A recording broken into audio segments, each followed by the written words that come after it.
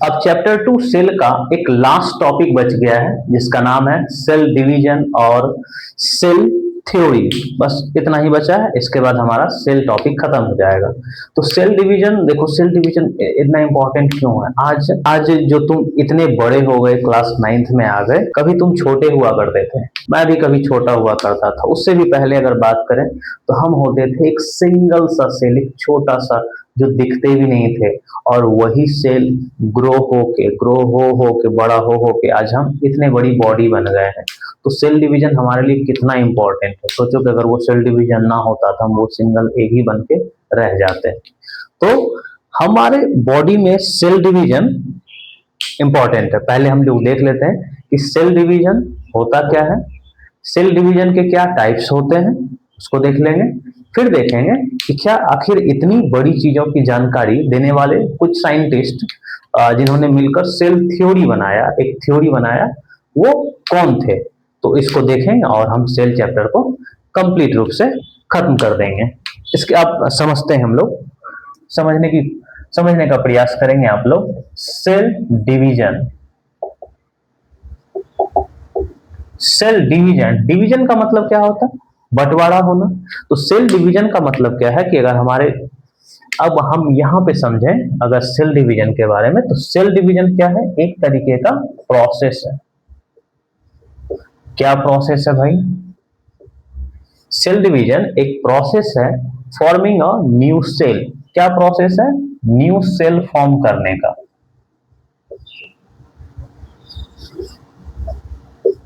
New cell form करने का एक प्रोसेस है।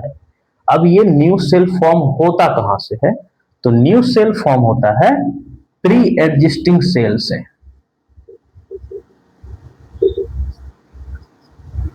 प्री एग्जिस्टिंग सेल, अब ये प्री एग्जिस्टिंग सेल का मतलब क्या है कि मतलब जब हम एक सिंगल सेल थे, ये सिंगल सेल डिवाइड होके दो सेल बन गए, तो इस सेल को हम लोग बोलेंगे प्री एग्जिस्टिंग सेल। ये हो गए प्री एग्जिस्टिंग सेल और ये हो गए न्यू सेल। बस यही है, पहले सिंगल सेल अब डबल। फिर सोचो, फिर ये डिवाइड होगा, फिर ये डिवाइड होगा, तो इसके लिए ये प्री एग्जिस्टिंग हो जाएगा। तो बस ये सेल डिवीजन क्या है? सेल डिवीजन एक प्रोसेस है नए सेल के फॉर्म होने का। टू फ्रॉम कहां? प्री एग्जिस्टिंग सेल, फ्रॉम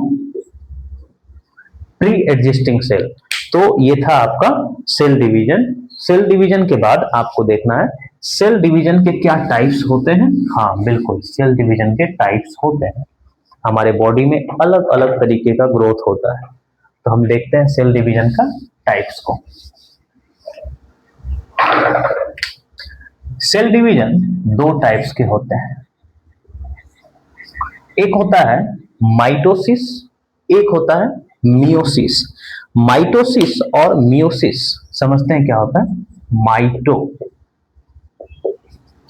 और एक होता है मियोसिस। तो पहले हम समझते हैं माइटोसिस को। माइटोसिस में क्या होता है? माइटोसिस में एक सिंगल सेल ये ग्रो होता है ट्रिलियंस ऑफ सेल में। ट्रिलियंस ऑफ सेल में ये ग्रो कर जाता है, डिवाइड होता है। अब ये डिवाइड होता कैसे है? तो थोड़ा सा अगर आप डायग्राम से देखेंगे तो कैसे ये होता है। सपोज ये गैमिट्स हैं, इस गैमिट्स में ये एक क्रोमोसोम्स है और ये दूसरा क्रोमोसोम्स है, ठीक है। अब ये होता क्या है, ये अगर आप आगे बढ़ेंगे तो ये कैसे डिवाइड होता है। ये इस तरह से बना और ये इस तरह से फॉर्म हुआ, ये अब डिवाइड होगा कैसे? ये डिवाइड होगा एक ब्लैक और दूसरा ब्लू, ये इस तरीके से, और फिर एक ब्लैक और एक ब्लू, इस तरीके से। देखिए कैसे ये डिवाइड हो रहा है कि ये प्री एग्जिस्टिंग सेल, अगर हम इसको कहते हैं मदर सेल, तो यहां इसको हम लोग बोलेंगे डॉटर सेल। ये क्या है? Daughter cell. ये भी डॉटर सेल है। अब यहाँ माइटोसिस में ये आपको देखना है कि सबसे बड़ा चीज कि यहाँ देखिए इसके पास कितने क्रोमोसोम्स हैं? दो हैं। डॉटर सेल के पास भी दो ही है, दो। तो मतलब यहाँ पर देखिए डॉटर सेल के पास कितने हैं, 2। ये भी क्या है, डॉटर सेल। आप देखेंगे ये दोनों मदर सेल भी और डॉटर सेल भी जेनेटिकली आइडेंटिकल है। ये क्या है, आइडेंटिकल है, जेनेटिक रूप से दोनों आइडेंटिकल है। कैसे, इसमें डीएनए सेम होगा, डीएनए सेम होगा, नंबर ऑफ क्रोमोसोम्स सेम होगा, सेम है। इसमें यही होता है, माइटोसिस में सेम डीएनए होता है, नंबर ऑफ क्रोमोसोम्स भी सेम होता है। अब देखिए जैसा ये मदर सेल है वैसा ही इसका डॉटर सेल है, पेरेंट सेल के जैसा ही बिल्कुल है, तो सेम डीएनए होता है, सेम। तो ये माइटोसिस में यही होता है कि ये किसके लिए है, जो बॉडी ग्रोथ के लिए ये इंपॉर्टेंट है। ह्यूमन बींग्स का जितना भी है, मतलब एक सिंगल सेल से वो ट्रिलियंस ऑफ सेल बन के तैयार हो जा रहा है। तो ये था आपका माइटोसिस। अब समझते हैं हम लोग मियोसिस के बारे में। मियोसिस क्या होता है, मियोसिस में ग्रोथ कैसे होता है। अब देख मियोसिस क्या होता है, ये मियोसिस रिप्रोडक्टिव ऑर्गन में होता है। मियोसिस का डिवीजन जो होता है ये किस में होता है, रिप्रोडक्टिव, ये रिप्रोडक्टिव ऑर्गन में होता है। तो अब हम जब जानेंगे रिप्रोडक्टिव ऑर्गन्स, रिप्रोडक्टिव ऑर्गन्स। अब रिप्रोडक्टिव ऑर्गन सबका तो अलग अलग होगा। सपोज ये अगर ह्यूमन की बात करें, ह्यूमन में मेल का अलग होगा और फीमेल का अलग होगा। फीमेल, मेल का रिप्रोडक्टिव ऑर्गन कौन सा होता है, टेस्टीज, जबकि फीमेल का रिप्रोडक्टिव ऑर्गन होता है ओवरीज। टेस्टीज और ओवरीज। क्या रिप्रोडक्टिव ऑर्गन प्लांट में भी होगा, बिल्कुल होगा प्लांट में। प्लांट में कौन कौन से होंगे, प्लांट्स में भी मेल पार्ट को हम लोग क्या बोलते हैं, एंथर, जबकि फीमेल पार्ट को क्या बोलते हैं, इसमें भी ओवरी ही बोलते हैं, ओवरीज। तो मतलब कि अगर आप देखेंगे मियोसिस रिप्रोडक्टिव ऑर्गन में होता है, जिसमें अगर ह्यूमन की बात करें तो मेल में टेस्टीज में रिप्रोडक्टिव ऑर्गन मियोसिस होगा, फीमेल में ओवरीज में मियोसिस होगा, प्लांट में मेल के एंथर और फीमेल के ओवरीज में मियोसिस होगा। अब थोड़ा सा इसको समझते हैं कि इसका ग्रोथ होता कैसे। अगर हम लोग डायग्राम से, क्योंकि बुक में डायग्राम से समझाया गया बहुत बेहतरीन तरीके से, तो आप भी थोड़ा समझिए डायग्राम से कि डायग्राम से इसमें ये कैसे डिवाइड होता है। अगर हम ये क्रोमोसोम्स की बात करें तभी समझेंगे कि एक इस डायग्राम को अगर आप अच्छे से समझ लिए, इससे ये पता चल जाएगा कि इसमें डीएनए बिल्कुल आइडेंटिकल है, जबकि यहाँ पर डीएनए आप देखेंगे आइडेंटिकल नहीं होगा। अगर आइडेंटिकल होता तो जैसे पिता हैं एग्जैक्ट वैसे ही उनके बच्चे होते हैं, वो एग्जैक्ट वैसे नहीं होते हैं बिकॉज ऑफ मियोसिस। मियोसिस अब समझते हैं मियोसिस में होता कैसे है, डिवीजन।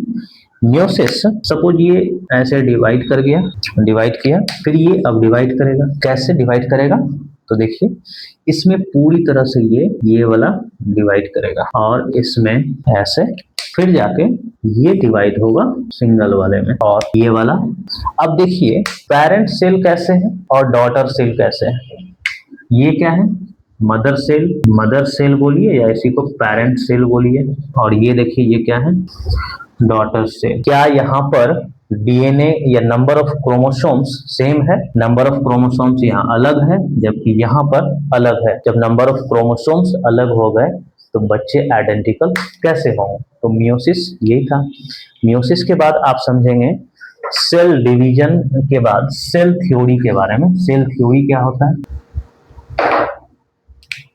सेल थ्योरी,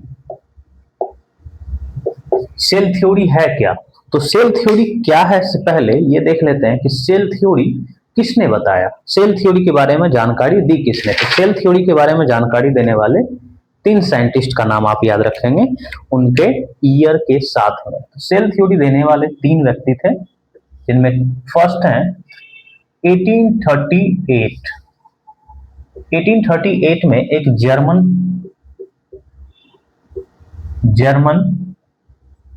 और 1839 ये भी जर्मन है, और एक है 1855 ये भी कौन है, जर्मन है। अब कॉमन क्या है, हम जर्मन जर्मन जर्मन का है लिख दिए भाई। तो ये एक जर्मन बॉटनिस्ट है, ये क्या है, जर्मन बॉटनिस्ट है। ये क्या है? जूलॉजिस्ट है।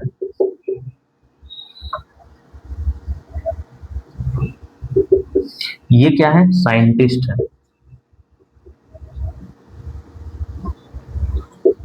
ये जर्मन साइंटिस्ट है। अब ये लोग, अब नाम क्या है इनका? एक का नाम है मैथियस स्लाइडेन। 1838 में German botanist Matthias Schleiden, Matthias Schleiden, Schleiden की स्पेलिंग SCHLI, मैथियस स्लाइडेन। एक का नाम है, इनका नाम है थियोडोर स्वान, इनका नाम है थियोडोर स्वान, थियोडोर स्वान। और एक है रुडोल्फ विर्चो, एक का नाम है रुडोल्फ विर्चो। अब समझते हैं कि मैथियस स्लाइडेन क्या बोले थे। क्योंकि ये बॉटनिस्ट थे तो इन्होंने स्टडी किसका किया होगा? प्लांट का। ये बोले कि ऑल प्लांट्स जो बने होते हैं मेड किसके बने होते हैं? सेल के बने होते हैं। ये जूलॉजिस्ट थे। ये क्या बोले? ऑल एनिमल्स, ये किसके बने होते हैं? ये भी सेल के बने होते हैं। फिर ये क्या बोले? ये बोले रुडोल्फ विर्चो कि ऑल टाइप, ये बोले सेल डिवीजन। सेल डिवीजन कैसे होता है? अपने प्री एडजस्टिंग सेल से, प्री एडजस्टिंग सेल से सेल डिवीजन होता है। अब ये तीन समझ गए। अब समझते हैं कि सेल थ्योरी में क्या कहा गया है। सेल थ्योरी में कहा गया है जितने भी लिविंग ऑर्गेनिज्म हैं, ऑल लिविंग बीइंग्स, ये सब बने होते हैं वन और मोर सेल, एक या एक से ज्यादा सेल के बने होते हैं। सेकंड जो आप पहले ही पढ़ चुके हैं कि बेसिक फंक्शन ऑफ सेल का क्या था? Basic unit. ये क्या है? सेल क्या है? Basic unit. सेल क्या है? Basic unit. और साथ में ये क्या है? Structural and functional. ये सब हम लोग पढ़ चुके हैं। फंक्शनल यूनिट होता है। और थर्ड नंबर क्या बोले थे? Cell division. सेल डिवीजन के बारे में कि सेल जो है, नए सेल जो फॉर्म होते हैं, cell arises from cell division. तो बस ये आपको ध्यान रखना है। सेल थ्योरी में तीन साइंटिस्ट का नाम, जिसमें थे मैथियस स्लाइडेन, रुडोल्फ विर्चो और थियोडोर स्वान। इसके बाद थोड़ा सा एक चीज को हम जान लेते हैं सेल कल्चर के बारे में, ऐसे मौखिक रूप से समझते हैं सेल कल्चर होता क्या है। सेल कल्चर क्या होता है? सेल का एक स्पेशल कंडीशन होता है। सेल कल्चर सेल का एक स्पेशल कंडीशन होता है जिसमें सेल को बॉडी के बाहर ग्रो करवाया जाता है। बॉडी के बाहर ग्रो करवाने में आप उसे न्यूट्रिएंट्स दे दीजिए, आप उसे राइट टेम्परेचर दे दीजिए, एसिडिक अल्कलाइन मीडियम दे दीजिए, थोड़े से मॉइस्चर दे दीजिए, तो सेल बॉडी के बाहर भी ग्रो करवाया जा सकता है। ऐसा सेल बॉडी के बाहर ग्रो करवाने से हमें मिलेगा क्या? सेल को बॉडी के बाहर ग्रो करवाने से हमें मिलेगा ये कि हम स्टडी कर पाएंगे बेहतरीन तरीके से आखिर सेल कैसे ग्रो करता है। फिर उसके बाद हम वैक्सीन तैयार करते हैं, मेडिसिन तैयार करते हैं, बायोकेमिकल्स तैयार करते हैं। तो इसके लिए सेल का स्टडी करना बहुत जरूरी होता है। तो सेल कल्चर इसी को कहते हैं, सेल का बॉडी के बाहर ग्रोथ करवाना, that is called cell culture. एक और है साइंटिस्ट जिनका नाम है गॉटली हर्बर्ट, क्या नाम है? ये हैबरलैंड, गॉटली हैबरलैंड। इनका क्या कहना है कि लिविंग प्लांट सेल, लिविंग कोई भी प्लांट सेल जो लिविंग हो, जिंदा हो, उसको अगर आप सुटेबल कंडीशन देते हैं, लाइक उसे न्यूट्रिएंट्स दे दिए, उनका जो फेवरेबल कंडीशन है, टेम्परेचर है, वो दे दीजिए, तो वो सेल, लिविंग सेल कंप्लीट रूप से प्लांट सेल में डेवलप कर सकता है, वो कर जाएगा। और ये कर जाएगा, और वो तो इस स्पेशल एबिलिटी को इन्होंने क्या नाम दिया था? टोटीपोटेंसी। स्पेशल एबिलिटी को, प्लांट सेल के इस स्पेशल एबिलिटी को नाम दिया है टोटीपोटेंसी। किसने नाम दिया है? गॉटली हैबरलैंड ने। तो इसकी वजह से बायोलॉजी में एक नए ब्रांच की शुरुआत हो गई जिसका नाम है plant tissue culture technology. Biology में एक नए ब्रांच की शुरुआत हो गई, प्लांट टिश्यू कल्चर टेक्नोलॉजी। तो आज हमने बायोलॉजी का चैप्टर 2 सेल कंप्लीट कर लिया है। अब हम नेक्स्ट क्लास में इसका अगला पार्ट जो टिश्यू के बारे में है, उस चैप्टर को शुरुआत करेंगे। तब तक के लिए धन्यवाद।